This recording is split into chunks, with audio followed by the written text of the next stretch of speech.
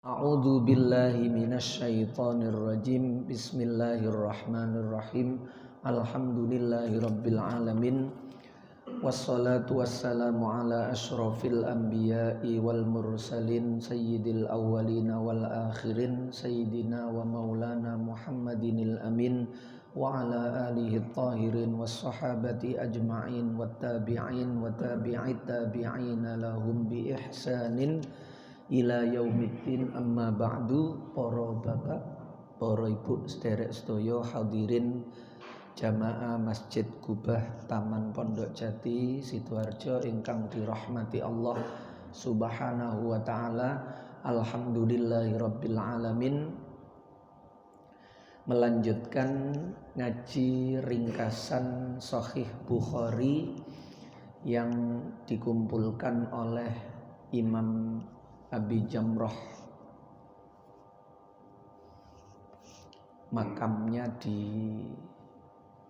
Kurofah, depannya makam Ibnu Athaillah As-Sakandari, kali Ibnu Daqiqil Aid. Nah niku tiga niku kumpul berseberangan wonten mawon.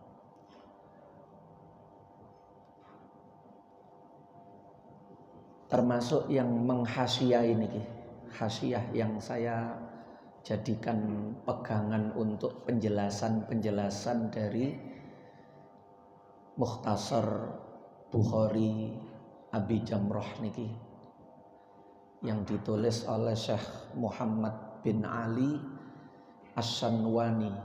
Niki nggih makame nggih ten Kairo dekat Masyikhah Al-Azhar, pemakaman para ulama Al-Azhar, namanya pemakaman Mujawirin, termasuk Imam Syarqawi dan yang lain-lain, termasuk Syekh Muhammad Abduh Rashid Ridho lan niku ten mriku. Kalau wingi nggih ten Syekh Muhammad Abduh ten Rashid Ridho niku muridé nggih ten Mujawirin sami kali Muhammad bin Ali As-Sanwani niki.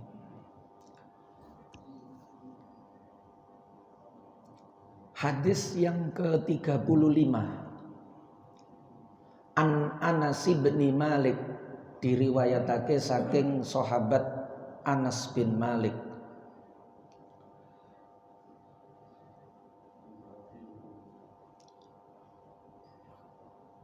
Anin Nabi, Anas bin Malik niku sing nate disampaikan semenjak Kanjeng Nabi datang ke Madinah. Anas bin Malik niku kale ibuke, nama ibunya itu Ummu Sulaim, niku dititipkan kepada Kanjeng Nabi saat Anas bin Malik niku masih berusia 10 tahun. Jadi 10 tahun niku wis melok daleme Kanjeng Nabi. Kenapa? Karena ibunya ini Ummu Sulaim ini mau menikah lagi. Bapake Anas namine Malik niki pun sedo, wafat, lalu ibunya ini masih muda, punya anak satu, Anas niki. Ada sahabat Ansor namanya Tolhah niku berniat untuk menjadikan Ummu Sulaim ini menjadi istri. Tolhah punya anak sudah banyak, 4 atau 5. Ummu Sulaim khawatir kalau anaknya Anas niki belum bisa bergaul dengan saudara-saudara tirinya. Akhirnya muncul ide, karena Ummu Sulaim niki sering tendaleme Kanjeng Nabi, membantu, cara mriki sering rewang, maka terbersih, wah Anas iki tak titipno Kanjeng Nabi ae, lumayan iso kena dikongkon-kongkon, kena dijaluki tolong pekerjaane Kanjeng Nabi. Nah niku Anas 10 tahun tapi pun tegas. Ketika Kanjeng Nabi wafat, Anas usianya 21. Kanjeng Nabi wafatnya tahun 11 Hijriah. Anas usianya 21 waktu Kanjeng Nabi wafat. Niku Anas cilik yatim, duwe ibuke rabi malih pisan, dititipno wong. Nah niki cara sak mangke ngoten napa ngoten niku. Sakno melas. Lah ya Nas, bapakmu mati, ibumu rabi maneh, dititipno wong pisan. Nah, untungnya dititipno ten nggone Kanjeng Nabi, sehingga Anas ini namanya abadi, dikenang. Anin Nabi saking Kanjeng Nabi Muhammad sallallahu alaihi wasallam. Qala ngendika sapa Anas niki nek ten Sahih Bukhari babe judule man nasiya sholatan falyusolli idza dzakaraha. Siapa yang lupa terkait sholat, maka sholatlah ketika dia ingat. Dawuhe Kanjeng Nabi, man nasiya sholatan falyusolli idza dzakaraha la kaffarata laha illa dzalika wa aqimis sholata li dzikri. Oh nek ten mriki mboten enten waune. Aqimis sholata li dzikri. Kalau di Al-Qur'an wa aqimis sholata li dzikri. Nabi bersabda, man nasiya, man utawi sapa wonge iku nasiya, lali sapa man. Nah, lali niki sebagian ulama dijadikan syarat, dijadikan ketentuan. Sebagian ulama yang lain enggak, sing dimaksud lali iku meninggalkan ngono ae, gak mesti lali. Pokok meninggalkan. Siapa yang lupa sholatan ing sholat fal yusolli mongko becik sholato sapa man maka segeralah sholat.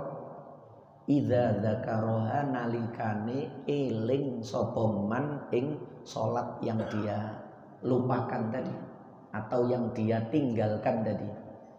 Jadi lupa niku nek dimaknani dhahire nggih lupa. Tapi yang dimaksud adalah meninggalkan. Lumrahe wong Islam nek sampai ninggalno salat iku polahe lali. Tapi enten wong Islam ninggalno salat niku gak polahe lali tapi polahe males. Sengaja artinya. Nggih. Durung oleh hidayah lah kasarane. Dereng iso istiqomah salat 5 waktu. Lah apakah yang seperti itu masuk dalam hadis niki? Lah niku ulama ada perbedaan. Maka sholatlah ketika dia ingat. La kafarota ora ono kafaroh, gak adek bayar denda, duit utawa kafaroh rupa nopo beras fidyah atau dam belewedus mboten. Tidak ada kafaroh atau kafaroh puasa. Kafaroh itu kan macam-macam. Kafaroh itu pelebur. Kafaroh itu pelebur. La kafarota laha, ora ono kafaroh iku laha kedue salat. Illa dzalika kejaba nggih qadha niku wae. Nyolati yang dia tinggalkan tadi itu atau yang dia lupakan itu tadi. Wa aqimis sholata wonten melok Quran mawon nggih. Supaya mboten buak huruf wawu. Niki surat Toha. Kanjeng Nabi nukil mengambil satu ayat wa aqimis sholata li dzikri. Wa aqim lan jumenengno sira laksanakan as-sholata ing salat li dzikri krana eling ingsun Allah. Dirikan salat untuk mengingatku. Salat niku nggih gawe ngiling Gusti Allah. Dalam rangka berzikir kepada Allah. Gede-gedene zikir niku nggih salat niku.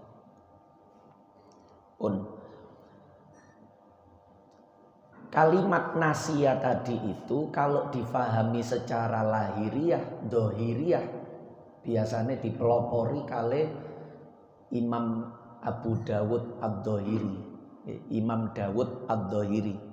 Kemudian diteruskan oleh Ibnu Hazm. Ibnu Hazm niki sing mempopulerkan karena kitabnya masih terus menyebar mazhab Dzahiriyah. Jadi nopo-nopo niku dilihat dari teksnya.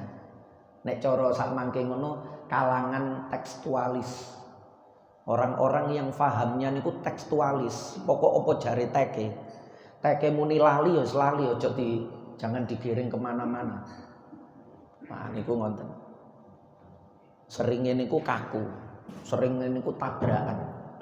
Dalil satu dengan dalil yang lain niku akan tabrakan ya adik gawe Dzahiriyah. Sehingga menurut kalangan Dzahiriyah Ibnu Hazm niku nggak ada kitab 11 juz sampai sekarang niku populer namanya Al-Muhalla. Nah niku pedomane orang-orang Dzahiriyah. Dzahiriyah niku nek melok dzahire yo kadang awabot, kadang nggih ngremehno nemen. Karena lihat dzahirnya.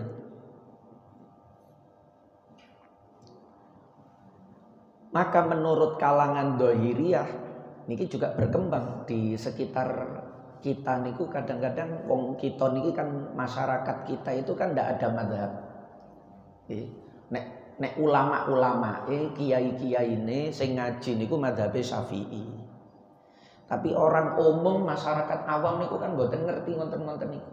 Wis pokok beragama, pokok berislam sehingga dalam pandangannya itu seringkali campur. Nggih.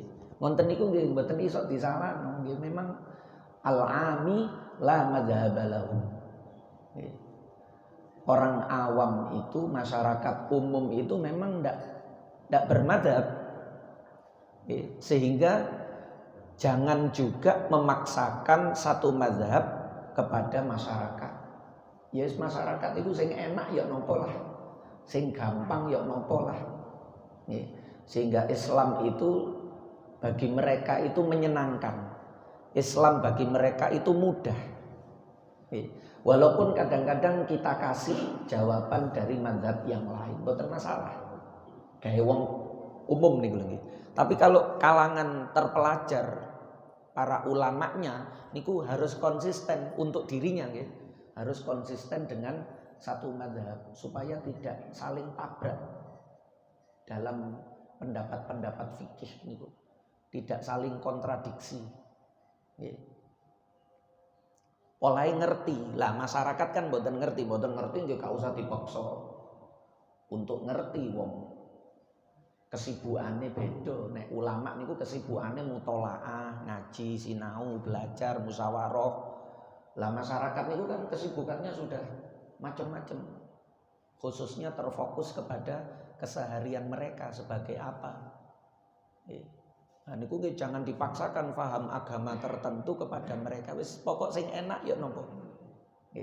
Yang membuat mereka itu mudah, terutama niki rukun. Terutama rukun. Jangan karena perbedaan-perbedaan niku terus kudu gelut ae. Wah niku nggih gara-gara napa kena doktrin niku. Doktrin niku mungsuhan mawon. Nah niku yang seperti itu yang harus dihindari. Yang seperti itu yang harus dihindari. Kalau mengikuti Dzahiriyah niku berarti nek ana wong dia itu tidak sholatnya bukan karena lupa, malas wae niku, malas. Nek lupa niku kan saking sibuke bekerja, fokus nangone pekerjaan yang dia kerjakan itu sampai dia lupa kalau dia belum sholat. Begitu adzan sholat berikutnya, misalnya duhur, ilinge pas adzan asar, loh ya Allah aku mang durung sholat duhur, lah niku lupa. Niku masuk dalam hadis niki sepakat ulama. Kalau malas, bah gak sholat bah, meni-meni ae nek wis tuwa-tuwa. Nek wis umur swidak ya aku tak sholat. Sengaja ndak sholat. Apakah mereka ini kewajiban qadha? Atau males ini kumat-kumatan. Kolo-kolo males, kolo-kolo sergep. Lah yang seperti itu apakah mereka inti kewajiban qadha? Terus kalau tertidur bagaimana? Hadis ini nek melok dohiriyah lho nggih. Nek melok dohiriyah niku hadis ten mriki gak ono turune, Pak. Manasia. Kalau karena tidur. Nah niki sering rancunya madhab dohiriyah itu begitu. Makanya dohiriyah itu bukan madhab yang populer dibandingkan 4 madhab Hanafi, Maliki, Syafi'i, Hambali niku. Dohiriyah niku tidak termasuk 4 nih. Tapi sekarang mulai diterima.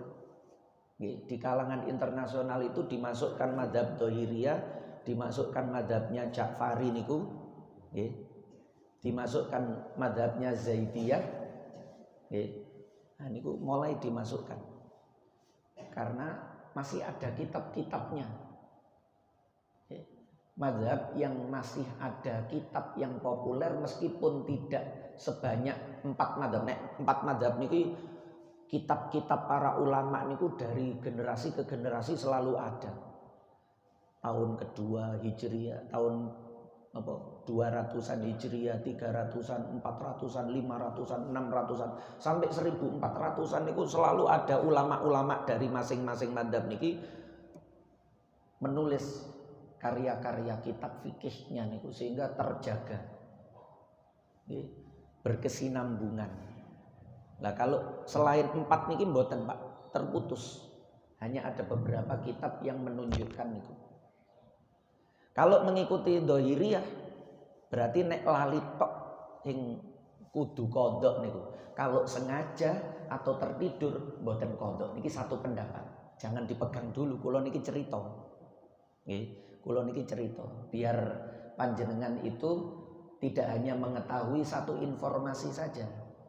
Biasanya wong kaku, wong saklek, orang yang sulit untuk toleran itu karena dia taunya itu cuma satu, dalan itu mek siji tok, liyane siji niki dianggap keliru kabeh. Tapi kalau kita itu banyak tahu, banyak jalan menuju Roma jarine niku. Niku kita akan melihat banyak jalan niku mboten gampang anti. Oh iya, liwat kono ya iso belok rono kok nganan, mari ngono ngiri maning kok ketemu dalan iki ya. Nah ngonten niku santai mawon ono koncone lewat kono ya gak apa-apa ketemu nduk kono ya.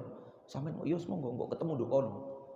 Nah, jadi umat ini banyak menempuh jalan yang berbeda niku nanti ketemu di titik yang sama, yaitu sama-sama mencari ridhonya Allah Subhanahu wa ta'ala. Yang kedua, makna nasiyah itu adalah makna meninggalkan.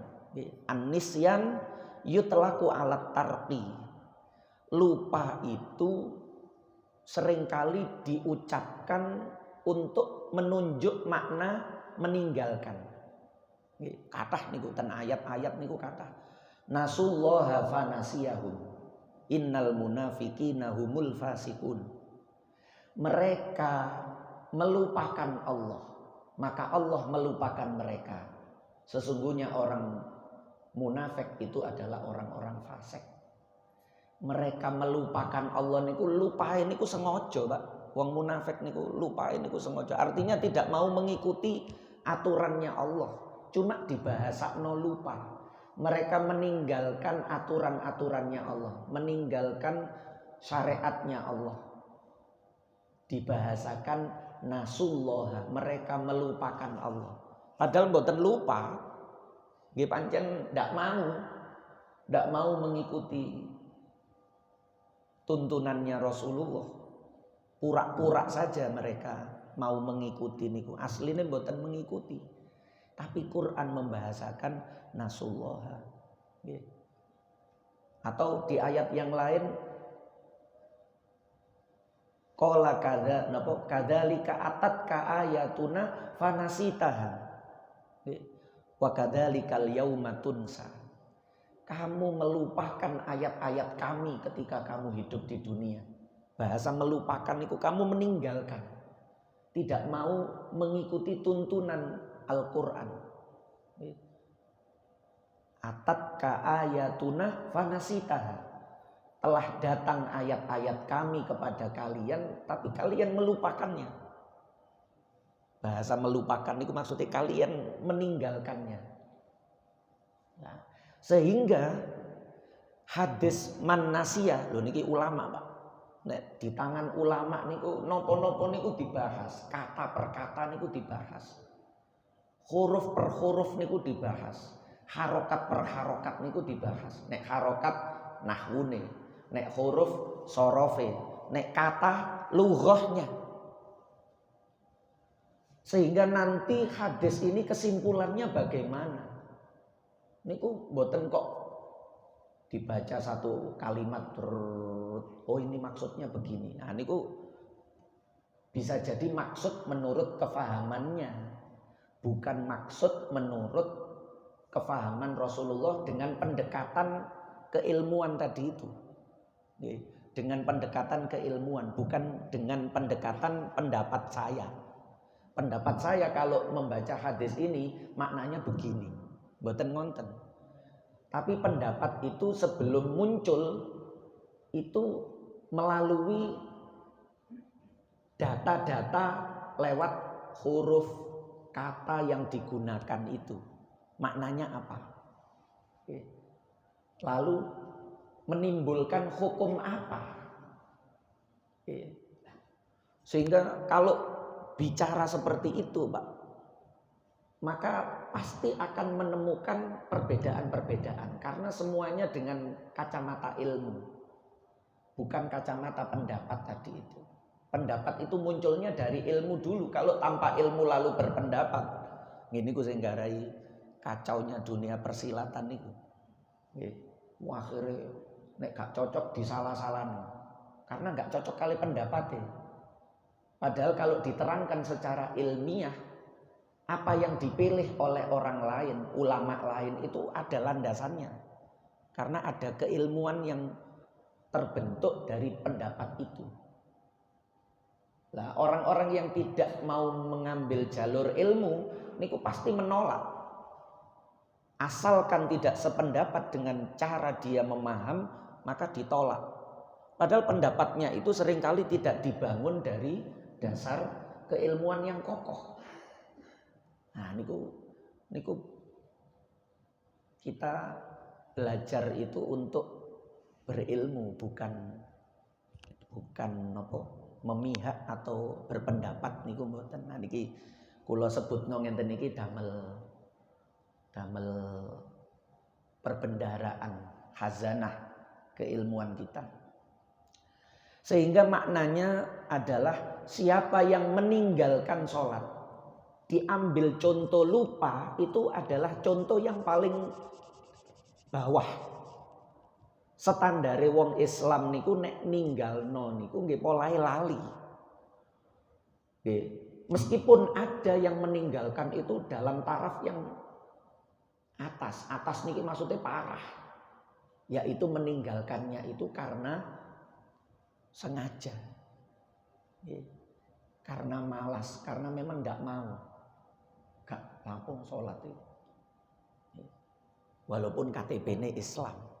Lah, yang seperti ini ketika dia itu sadar, idza dzakaroha niku ketika dia ingat dari lupa nek melok dohiri ya mang. Idza dzakaroha itu ketika dia sadar. Ya Allah, aku wingi pirang-pirang tahun ninggalno salat. Ya apa iki carane nebus?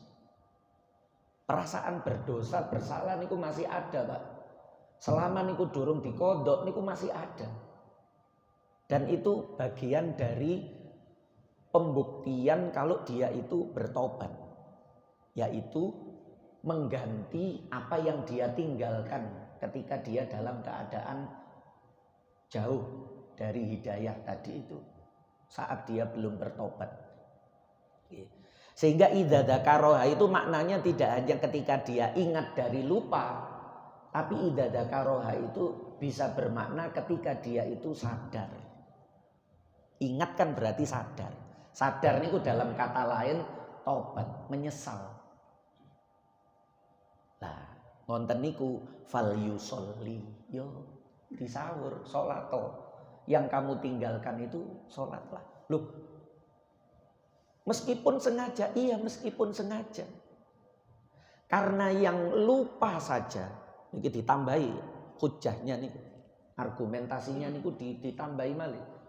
Karena yang lupa saja, padahal meninggalkan sholat karena lupa, niku dosa napa mboten?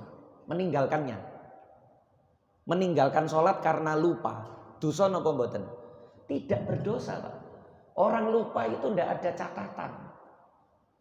Rufi al aqlamu an salasin. Catatan itu diangkat dari 3 orang itu, bayi sampai dia balik, orang tidur sampai dia bangun, orang lupa sampai dia ingat. Lupa niku gak ono catetane, ndak dosa. Loh, sing gak dosa ae dikongkon kodok. Kalau dia ingat disuruh nyaur, disuruh ganti. Padahal niki meninggalkannya itu karena lupa. Yang itu tidak berdosa. Tidak berdosa. Itu saja fal yusolli disuruh mengganti sholat. Padahal lupa, tidak dosa loh. Apalagi yang meninggalkannya itu karena sengaja. Nek sengaja dosa, Pak. Nek sing gak dosa dikongkon ganti lah, sing dosa apa maneh. Niku tadi makanya mulane yang kedua ini yang jumhur ulama. Tapi yang pertama tadi kita tidak menafikan bahwa ada ulama yang berpendapat seperti itu. Enggak, nek ada sengaja gak usah dikodok. Wong sengaja kok. Nggih. Tapi ulama lho, sing lali sing gak dosa ae dikongkon kodok, padahal gak dosa lho iki. Apalagi sing sengaja sing dosa. Nggih. Ditambah lagi bahasa la kafarota. Niki nek kita membacanya dengan kacamata kajian para ulama, hadis sing titik niku bisa panjang, Pak. Niki kula ringkas mawon pembahasannya mboten sedaya pendapat saya sebutkan, mboten akeh-akeh yo ngelu ya. Wis 2 niku mawon gawe perbandingan saja. Nggih. Meskipun ada beberapa pendapat yang lain. 2 niku engko wis paling ketok engko. Bahasa la kafarota laha niku. Tidak ada kafaroh, tidak ada pelebur kecuali dengan sholat. Siapa yang lupa tidak sholat, maka ketika dia ingat kerjakan sholat yang dia lupakan. Tidak ada pelebur, tidak ada kafaroh. Loh, kok gawe bahasa tidak ada pelebur, padahal kafaroh itu karena ada pelanggaran. Kafaroh itu karena ada dosa, karena ada kesalahan. Lah niki lupa niku gak salah, Pak. Lupa niku gak dosa. Kok kafarohnya ya kudu salat. Gawe bahasa kafaroh niku menguatkan fal yusolliha niku. Maka salatlah ketika ingat, karena tidak ada kafaroh, tidak ada pelebur kecuali dengan salat yang dia tinggalkan tadi itu disolati. Lah ini menunjukkan bahwa yang tidak dosa saja menggunakan bahasa kafaroh harus dilebur, yaitu dengan mengganti sholat yang dia tinggalkan karena lupa. Apalagi yang dosa, dosa itu perlu dilebur, dosanya supaya dihapus, dosanya supaya diampuni. Bagaimana meleburnya? Dengan kafaroh. Kafaroh itu maknanya melebur, peleburan dosa. Lah sing lali sing gak dosa ae dibahasakan tidak ada kafaroh kecuali dengan melakukan sholat itu ketika ingat. Padahal niki lali gak dosa. Gak dosa niku ya tegese gak perlu ono kafaroh wong gak dosa kok. Tapi sik tetep dikongkon ganti dan dibahasakan dengan kafaroh. Paham nggih maksud kula nggih? Lah apalagi yang meninggalkannya itu sengaja dan itu berdosa. Berdosa itu butuh dilebur dosanya. Artinya kafaroh yang dimaksud ini akan berfungsi betul ketika dia meninggalkan itu. Bahasa kafaroh niku justru pas nanggone sing sengaja niki. Sehingga luweh-luweh maknane wong sing lali ae dikongkon ganti apa maning sing sengaja. Bedanya apa? Sama-sama meninggalkan sholat. Sama-sama sholat yang ditinggalkan harus diganti. Bedanya yang meninggalkan sholat karena lupa, itu dia tidak berdosa. Kalau meninggalkan sholat karena lupa atau karena sengaja, dia berdosa. Jadi podo-podo meninggalkan, podo-podo kodok mengganti. Bedane sing lali niku gak dosa, sing sengaja dosa. Lalu kapan menggantinya? Niki masuk nang ranah fikih. Lalu kapan menggantinya? Menggantinya itu yo kapanpun. Ketika dia ingat niku wau patokane idza dzakara niku kapanpun, tidak harus di waktu yang sama. Jenengan atau seseorang itu meninggalkan sholat duhur, baru ingat, baru tobat, baru menyesal ketika malam isya. Loh, aku mang duhur durung sholat ya opo sih? Niku sing lupa, sing sengaja. Ya Allah, aku mang lapo adek males sholat duhur mang. Ketika malam. Kapan sholat duhur itu dilakukan? Yo malam itu. Kodok duhurnya itu nggih malam niku. Tidak perlu menunggu besok ngenteni duhur besok. Jangan. Lebih-lebih yang sengaja itu. Kenapa? Karena ini sudah lewat waktunya. Waktunya sudah lewat niku dilaksanakan kapan saja niku sama. Menunggu duhur besok nggih wis lewat, bukan duhur yang ini. Waktunya sudah lewat. Inna sholata kanat alal mu'minina kitaban mauquta. Kitaban mauquta itu kewajiban sholat, misalnya sekarang subuh. Kita wajib sholat subuh hari ini, tanggal ini, di waktu mulai terbitnya fajar sampai nanti matahari terbit. Ya itu kewajiban sholat hari ini. Sementara subuh besok itu tidak ada hubungannya dengan subuh yang sekarang. Subuh besok itu subuh dengan kewajiban yang baru lagi, dengan waktu sholat yang tersendiri. Artinya kalau lewat waktunya habis, terus kita mau kodok, kapanpun itu boleh.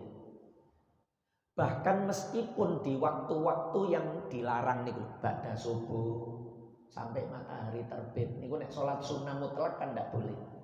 Ketika istiwa matahari tepat di atas kepala, tidak ada bayangan timur barat, niku kan tidak boleh sholat sunnah mutlak. Atau ba'da sholat asar sampai matahari terbenam, itu kan tidak boleh sholat sunnah mutlak. Tapi kalau urusan kodok tidak berlaku niku. Larangan-larangan itu tidak berlaku. Artinya jenengan bangun tidur atau lupa ingat atau sengaja lalu sadar, tiga-tiganya itu meninggalkan sholat. Pas waktu tiga yang dilarang tadi, pada subuh sampai matahari terbit, atau ketika istiwa sampai 4 menit kemudian, pada sholat asar sampai matahari terbenam, jenengan laksanakan, tidak dilarang. Tidak dilarang. Karena niki wajib, sing dilarang niku sunnah mutlak. Iki sholat fardu. Fardu bukan sunnah mutlak. Jadi tidak perlu menunggu besok disamakan. Kenapa? Engko nek kedisian mati. Kedisian mati duwe utang sholat. Maka secepat mungkin, jadi meninggalkan sholat yang dosa sing sengaja wau, dengan meninggalkan sholat yang karena udurnya 2, lupa dan tidur tadi niku kewajiban kodoknya itu sedikit berbeda. Sama-sama kewajiban kodok, tapi sedikit berbeda. Apa perbedaannya? Yang sengaja ini wajib kodoknya itu fauron, cepat-cepat, jangan ditunda-tunda. Semakin dia tunda, menundanya itu berdosa. Menundanya itu berdosa. Nek coro Imam Romli, misalnya ngenten, subuh belum sholat, lalu belum sholatnya itu sengaja, males, Wis tangi sakjane mari nonton bal-balan niku krungu adzan subuh. Nggih. Tapi gak salat, malah digawe turu. Nggih mesti bablas.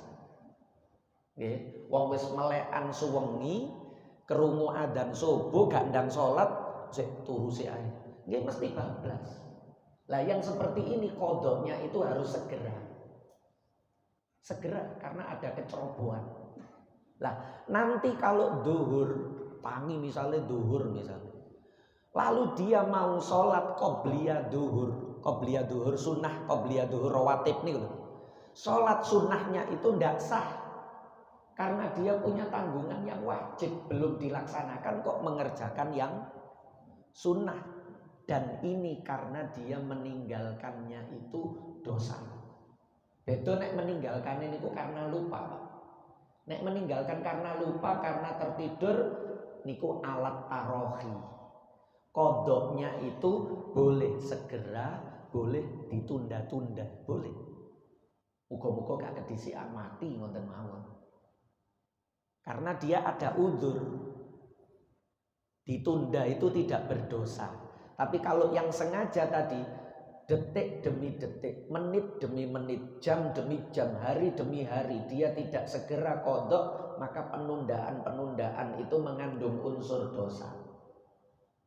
Wong eling, wis sadar, wis dikei kesadaran karo Gusti Allah iku keliru. Kudu disaur, kudu diqadha.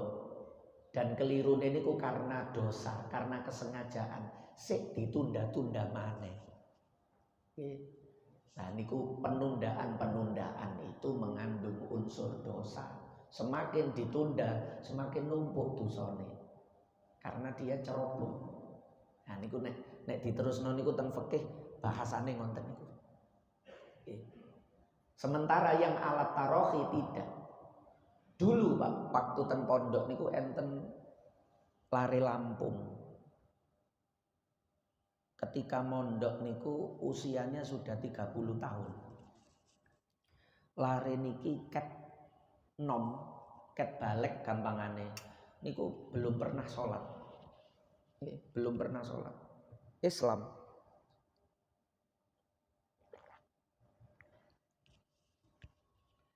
Pas mondok menyesal, tobat, dan dia tahu ilmu ngenten iki wae. Akhirnya nopo? Akhirnya kali dhek niki dikodok Pak. Katakanlah balik niku kan akhir-akhirnya balik niku kan usia 15 tahun. Dia tidak sholat sampai usia 30 tahun, berarti meninggal no sholat niku 15 tahun. Konco Lampung niki. Dia kodok 15 tahun itu dalam 3 tahun. Dalam 3 tahun sak ndekan nggih buat mati Pak. Kodok 15 tahun terus aku gak turu, gak mangan sak durunge tuntas nggih mati. Nggih. Gak kuat maksudnya.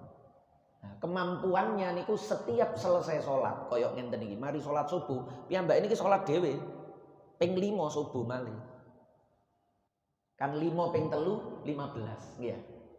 Nah, jadi setiap selesai sholat dia itu bangkit sholat lagi Pak 5 kali. Isya mari salam sholat isya ngadeg malih sholat isya pertama, sholat isya lagi kedua, kodok niki, sholat isya ketiga, kodok, sholat isya lagi keempat, kodok, sholat isya kelima, wis papat ping 5 pinten? 20 rakaat pisan. Niku isya tok koyo tarawih niku. Engko ketemu zuhur 20 rakaat malih, asar 20 rakaat malih. Selain yang kewajiban yang sekarang lho nggih. Niku 3 tahun baru khatam.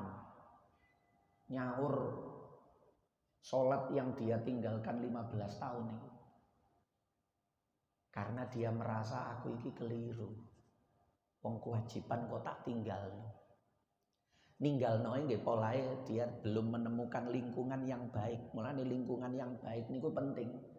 Sehingga Taman Pondok Jati niki perlu panjenengan ciptakan lingkungan yang baik. Iki kados ngenten iki jenengan sedang menciptakan lingkungan yang baik.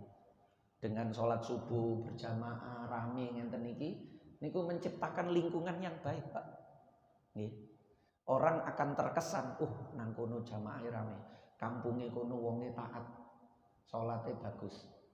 Nah niku akhirnya mudah teman-teman kita yang mau ikut sholat niku gampang, oleh sekelilingnya sholat kabeh, budal kabeh.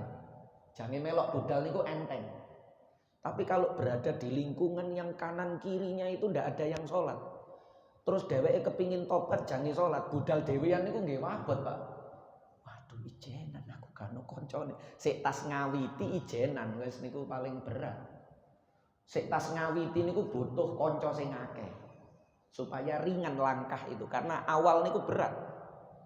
Nggih, nek wis kuat wis gak butuh kanca budal dhewe, Pak. Tapi nek sik ngawiti niku angel. Lah niku panjenengan dengan sholat subuh, duhur, asar atau kapan sholat 5 waktu terus semarak rame siapa saja yang ada di lingkungan sini terus kerungu adzan, bondong-bondong sholat niku menciptakan lingkungan yang baik. Sholat, Pak. Jadi baiti jannati, Kanjeng Nabi ndawuhno baiti jannati itu karena sholat. Karena di rumah Kanjeng Nabi niku juga dibuat sholat. Jadi Kanjeng Nabi niku sholat fardunya di masjid, sholat sunnahnya di rumah. Sholat fardu di masjid itu untuk menciptakan lingkungan yang jannati. Jadi nggak cuma baiti jannati, tapi Taman Pondok Jati ini juga jannati. Dengan apa? Dengan semaraknya sholat berjamaah niku. Mulane bahasa Kanjeng Nabi dari rumah yang sekarang menjadi makamnya beliau itu sampai menuju tempat sholat mimbar niku nggone paimamane Kanjeng Nabi niku beliau membahasakan dengan raudhah min riyadil jannah. Karena rumahnya itu baiti jannati, tempat sholat fardu di masjid itu juga jannati, sehingga perjalanan dari rumah menuju masjid niku raudhah. Jadi raudhahe jenengan niku mboten ten Madinah mriko. Niku raudhane Kanjeng Nabi. Raudhahe jenengan itu ya dari rumah jenengan menuju Masjid Quba. Ini raudhah panjenengan masing-masing. Itu nanti yang menjadi saksi panjenengan ketika di akhirat, dan itu nanti yang menjadi raudhah panjenengan. Nggih. Maksudnya sing gak duwe kesempatan umroh, haji, gak pernah sholat nduk raudhah niku mboten usah sedih. Justru hakikat raudhah yang sebenarnya itu ya yang seperti dilakukan Rasulullah itu. Dari rumah menuju masjid itu raudhah. Mboten kok panah niku raudhah niku mboten nggih. Niku barokah karena dilewati terus oleh Kanjeng Nabi sehari 5 kali. Nggih, bukan berarti terus taman surga itu di sini. Loh kok cuwilik ngene taman surga niku nggih. Cuwilik, Pak. Maksudnya ndak panjang. Pinten meter niku 14 napa pinten niku. Ndak panjang. Nek sak monten tok niku mosok sakmono niku raudhah nggih kurang luas lah. Wong Islam sak jagat itu dari rumahnya menuju masjid semuanya menjadi raudhah. Nah niku. Kenapa? Karena masjid itu jannati bagi lingkungan. Ketika masjid itu disemarakkan dengan sholat. Karena kalau sholat di masjid itu makmur, maka lingkungan sekitarnya itu terbentuk. Sebab sholat niku nggawa cahaya. Bahasa Kanjeng Nabi as-sholatu nurun. Sholat itu membawa cahaya. Sehingga rumah yang digunakan untuk sholat, rumah itu bercahaya, Pak. Rumah bercahaya niku nggih jannati niku menyenangkan. Jenengan lampu mati kali lampu padang milih pundi? Bahagia mana? Nggih, di mana-mana mboten enak. Omah peteng gelap niku mboten enak. Zaman durung ana listrik biyen nggih susah. Begitu ana listrik seneng. Dan niku bahagia niku karena cahaya itu, dan sholat itu membawa cahaya. Bukti lain nopo? Sehingga lingkungan masjid niki nek digawe sholat, lingkungan ini bercahaya. Taman Pondok Jati niki bercahaya karena jamaahnya itu bagus sholat ini, sehingga bercahaya. Bercahaya. Nopo Kanjeng Nabi Isra Mi'rajnya itu minal Masjidil Haram ilal Masjidil Aqsa. Bukan teko daleme Kanjeng Nabi, utawa duduk teko pasar, utawa teko terminale unta. Tapi minal masjid, karena masjid itu tempat sholat dari dulu. Dan tempat sholat itu bercahaya. Dan niki mau melakukan perjalanan jauh dengan kecepatan tinggi. Kecepatan tinggi niku kecepatan cahaya, Pak. Nggih. Sehingga tidak ada pilihan kecuali minal masjidil haram ilal masjidil aqsa. Karena kecepatan cahaya itu yang bikin cepat.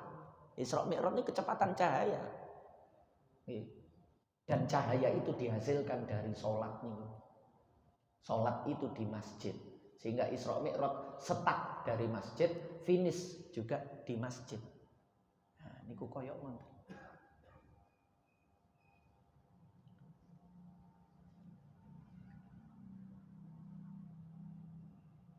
Sampun. An Abdurrahman ibni Abi Sa'sa al-Ansari wallahu a'lamu bis-shawab. Al-Fatihah. Iya kan.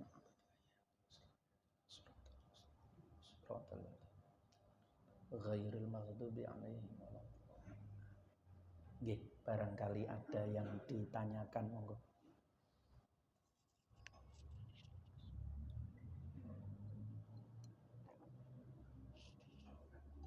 Nggih. Nggih, Pak.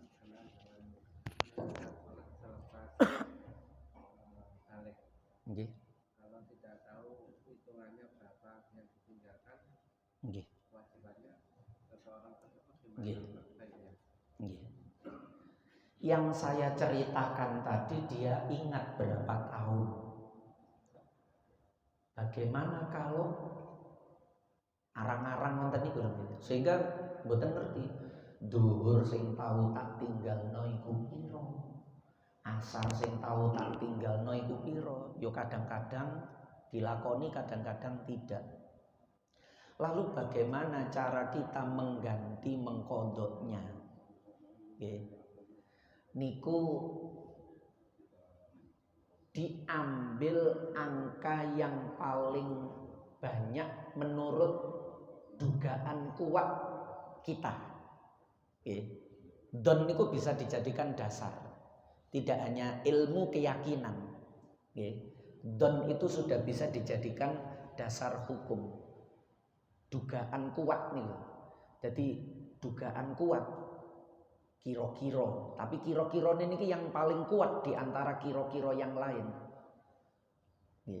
Nek di total ngono yo kira-kira 2 wulan dhuwur 2 wulan misale. Maka itu yang kita ambil. Kados kita misalnya mangan nduk warung, Pak. Mangan nduk warung karo ngobrol. Mangan mawon ote-ote dipangan, gorengan apa dipangan. Begitu mangan tek akeh mari ngobrol, lho aku mangan tek piro iki mangke. Jajan sing tak pangan mau tek piro niku. Lah niku jenengan kan enten dugaan niku. Mang prosoku sak piring iku ana 7. Piring 3 iki tak itu prosoku mbok 7, mbok 6, mbok 5 mang. Jenengan ambil yang paling banyak. 7, 6 apa 5 sak piring mang yo. Nah, ambil 7, Pak. Soalnya ini terkait kewajiban. Piringnya enten 3. Piring sing iki kari 3, piring sing iki kari 4, piring sing iki kari 2. Berarti sing 3 4, sing 4 3 7, sing 2 5, 12. Bayari 12 jenengan. Niku kaidahnya begitu. Kalau terkait kewajiban yang harus kita tunaikan, ambil limit yang paling banyak menurut dugaan kita. Karena pasti kan tidak ada, nggak tahu wong jenenge lali niku ya opo. Kan catatane juga.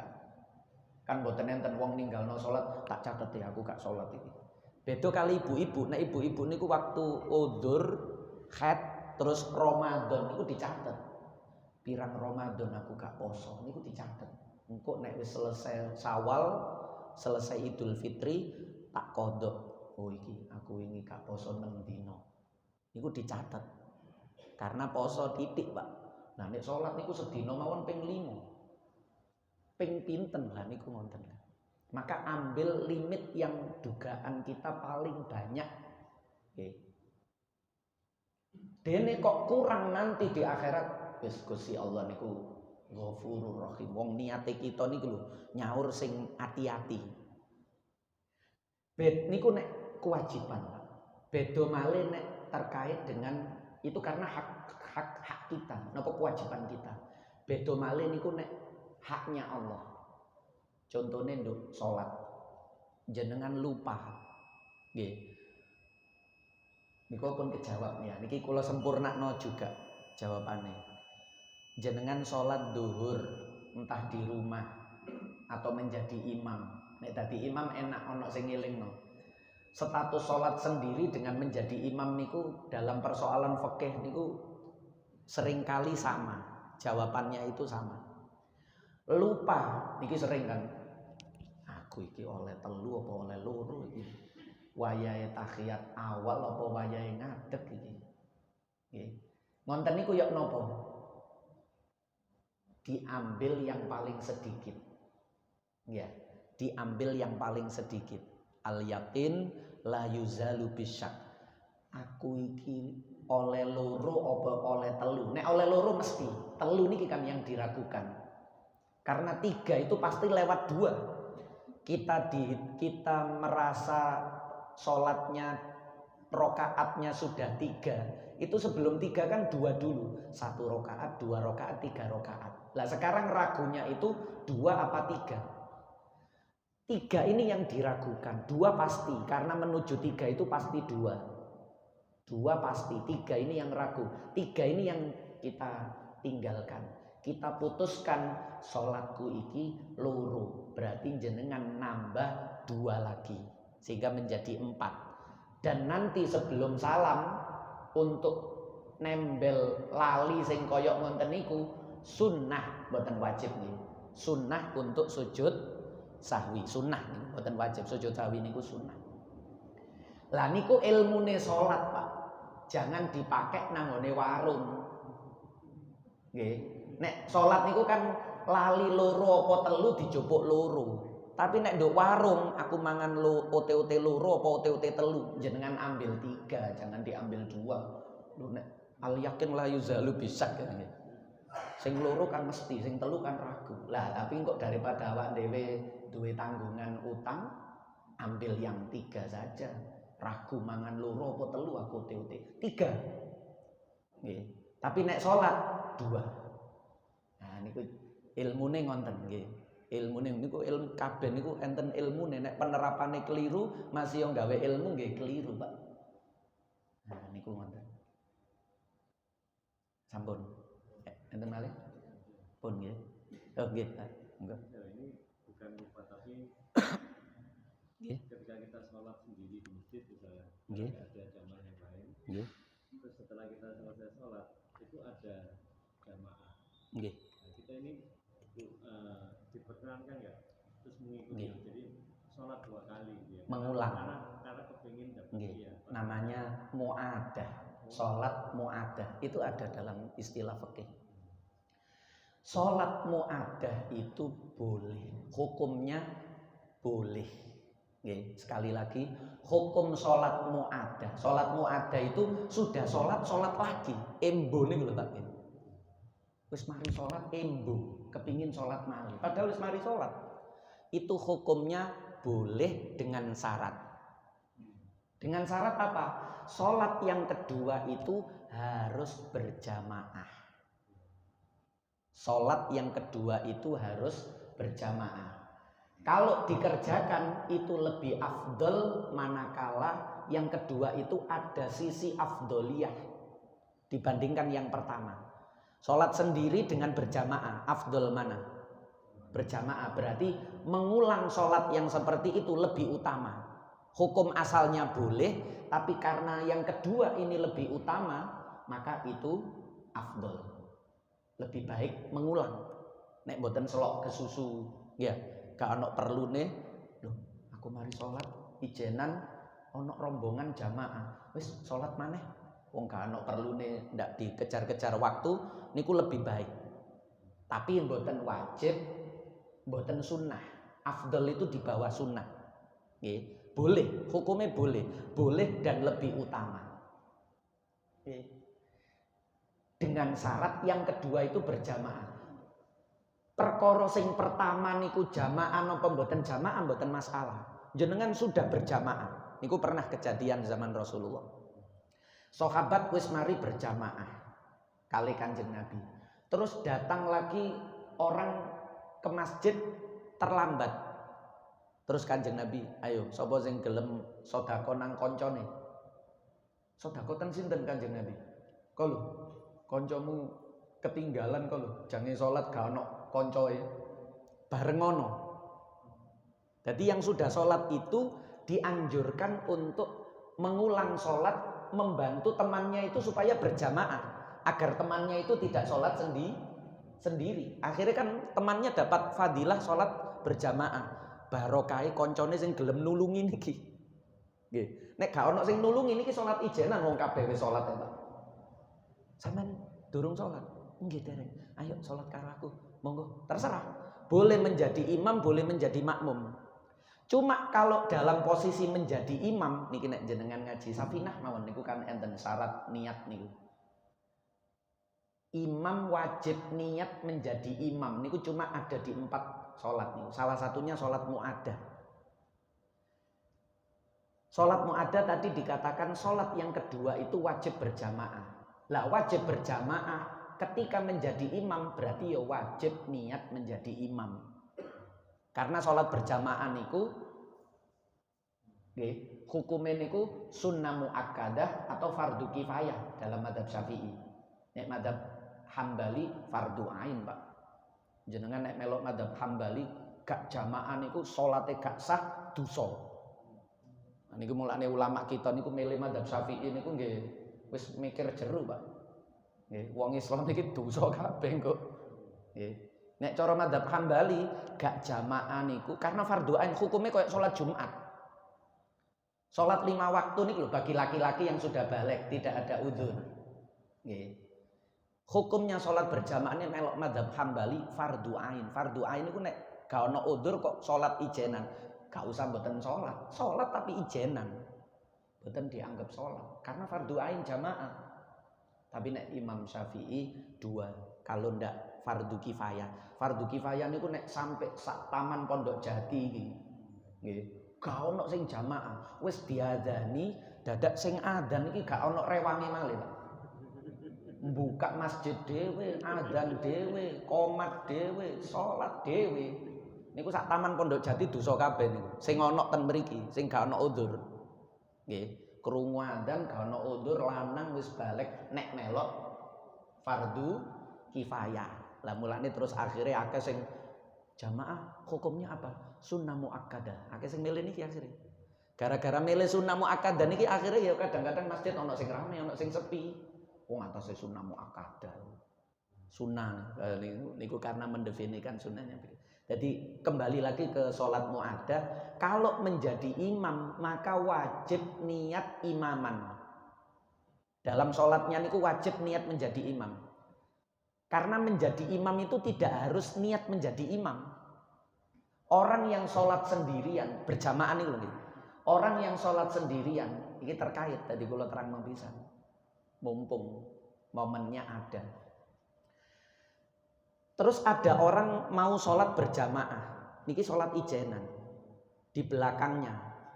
Niki sah jamaahnya.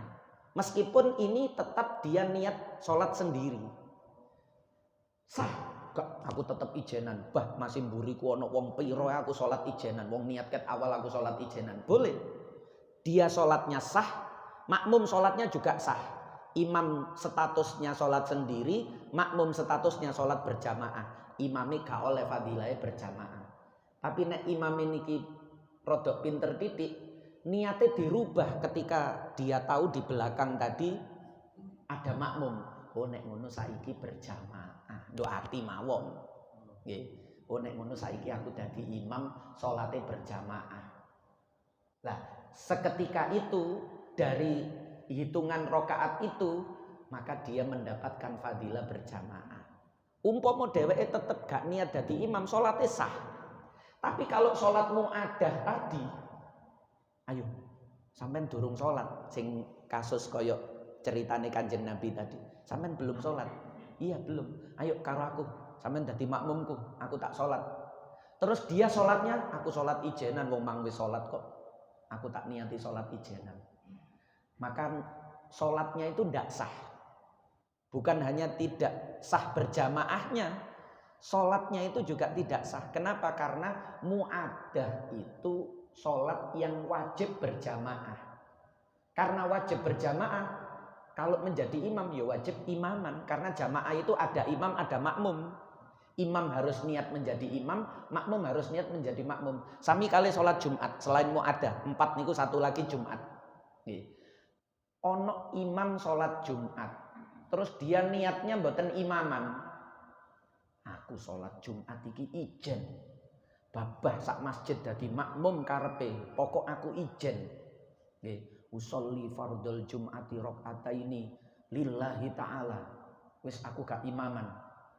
Dieloki karepe gak dieloki karepe. Imam niki salate mboten sah. Jumatane mboten sah. Kenapa? Karena dia tidak niat menjadi imam. Salat Jumat niku imam wajib niat menjadi imam. Tapi kalau sholat yang lain, kados contoh niku, dia boleh tetap sah sholatnya, tapi dalam status sholat sendiri, karena sholat jamaah itu tidak fardu ain dalam pandangan mazhab Syafi'i. Niku ngoten nggih. Nggih, dadi selain pertanyaan kula tambahi faedah-faedah yang terkait dengan soal wau ya. Jadi caranya begitu. Bagus. Mantun sholat ijenan terus ono rombongan, jenengan tidak ada repot waktu, ikut sholat diulang. Tapi ingat, sholatmu itu namanya sholat mu'adah, dan yang kedua itu wajib berjamaah. Yang kedua itu wajib berjamaah. Pertama berjamaah, kedua berjamaah lagi, seperti Rasulullah tadi yang menyuruh sahabatnya tadi. Niku juga boleh. Atau sebelumnya sendiri, yang kedua berpokok yang kedua itu harus berjamaah. Kalau yang kedua sendiri, jenengan mari jamaah nduk masjid. Dadak mengulang, ngurangi aku nduk omah tak sholat isya maneh. Padahal mari isya berjamaah.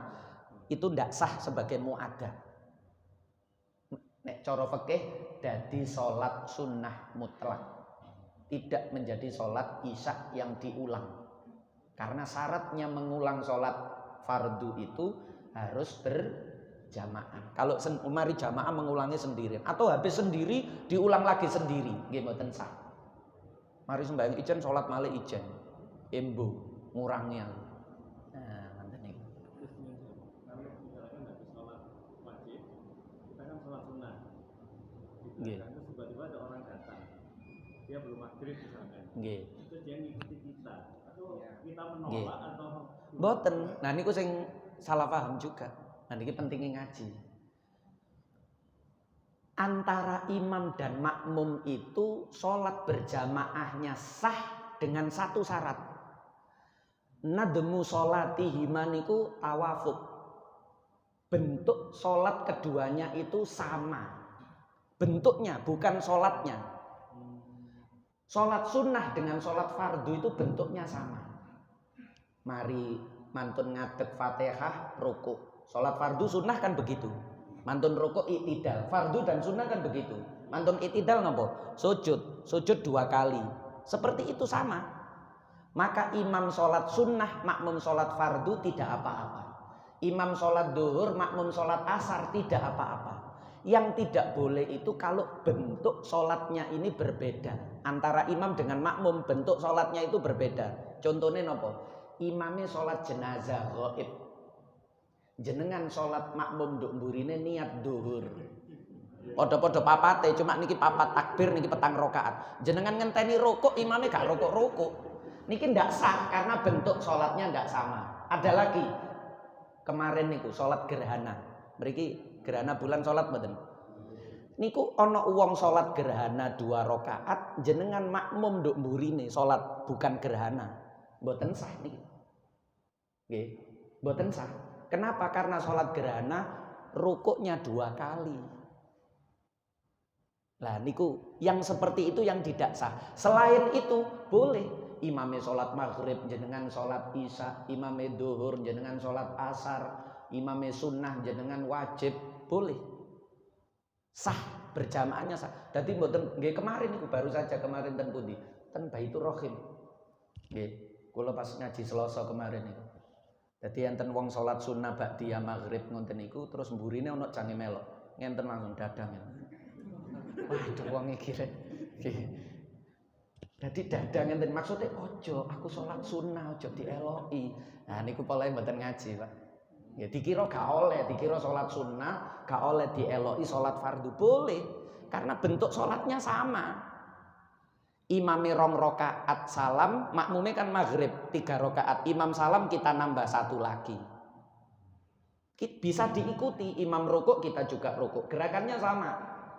Imam iktidal kita juga iktidal, gerakannya sama. Beda nek salat jenazah wae gak iso dieloki. Salat gerhana mboten iso dieloki karena gerakannya ndak sama.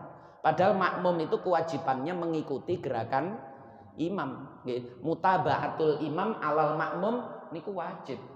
Mengikuti imam bagi makmum itu hukumnya wajib. Ono makmum kok gak melok imam, lah iku jamaah apa enggak? Wong niat jamaah kok gak melok imam, gawe acara dhewe. Nah niku yo dipertanyakan. Berjamaahnya niku dulinan berarti. Karena wajib. Nah niku mangke titik-titik nek dibahas kabeh kakean mutah mangke nggih. Nggih, pun nggih. Nggih napa kowe iki tak miring nggih wis. Wis terakhir kesepakatan nggih. Nggih. Ada 2 bis. Yang 1 bis sholat jamaah di pojok ini. Nggih. Yang 1 bis sholat jamaah di situ. Nggih. Terakhir ada makmumnya yang mengingatkan malam-malam. Habis gabung, tidak sah sholatnya di luar sana. Nggih. Wonten niku banyak pendapat. Nggih. Dadi niku sebenarnya terkait kesan. Nek sae sah. Nggih. Sae niku sah. Cuma kesan baik dan kesan tidak baik itu yang kadang-kadang orang kebablasan. Sakjane gak apik wonten mawon, tapi gak apik niku dibahasakan dengan gak sah. Gak apike napa gak apike niku? Gak apike niku seolah-olah umat Islam itu terpecah belah. Tidak bersatu. Wong sak masjid kok jamaah dhewe-dhewe. Niku yang dimaksud beliau itu begitu. Cuma sakjane bahasanya mboten gak sah. Enggak perlu mengulang. Nggih. Makanya alangkah baiknya kalau kita itu sholat lalu di masjid itu sudah ada sholat, ya kita gabung di situ. Nggih, kita gabung, tidak mendirikan sholat sendiri. Tapi kan kadang-kadang wonten niku persoalan sebab niki kadang niku niate kosor.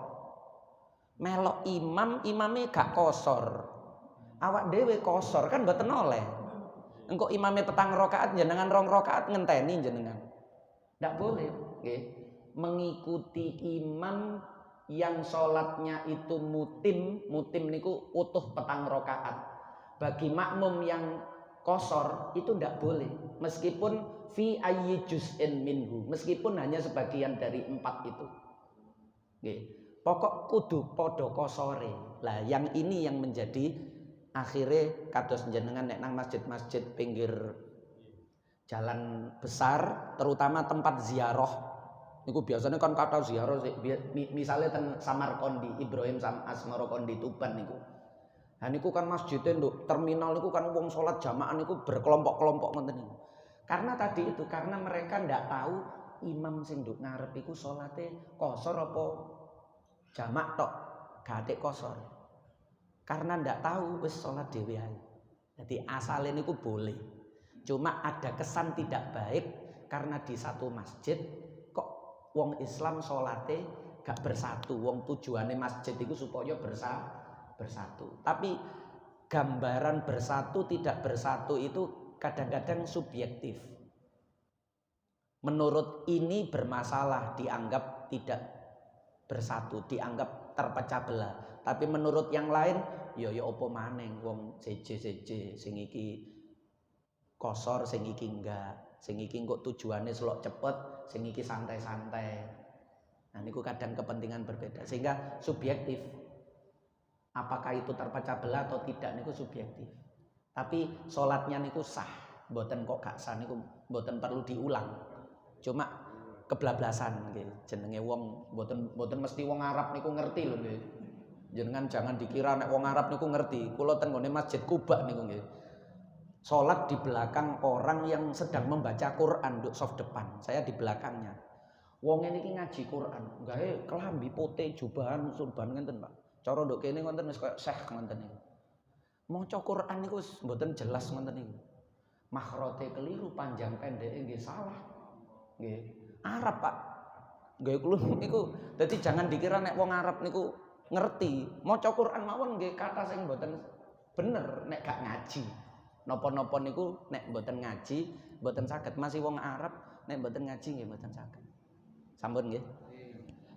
Maulaya salli wa sallim daiman abada ala habibika khairil khalqi kullihim wal habibul ladzi turja syafa'atuhu likulli haulin minal ahwali muqtakhimi ya rabbi bil mustafa balligh maqasidana waghfir lana ma madha ya wasi'al karami ya arhamar rahimin ya arhamar rahimin ya arhamar rahimin farrij 'alal muslimin. Sama-sama kafaratul majlis. Subhanakallahumma wa bihamdika asyhadu an la ilaha illa anta astaghfiruka wa atubu ilaik. Wassalamualaikum warahmatullahi wabarakatuh.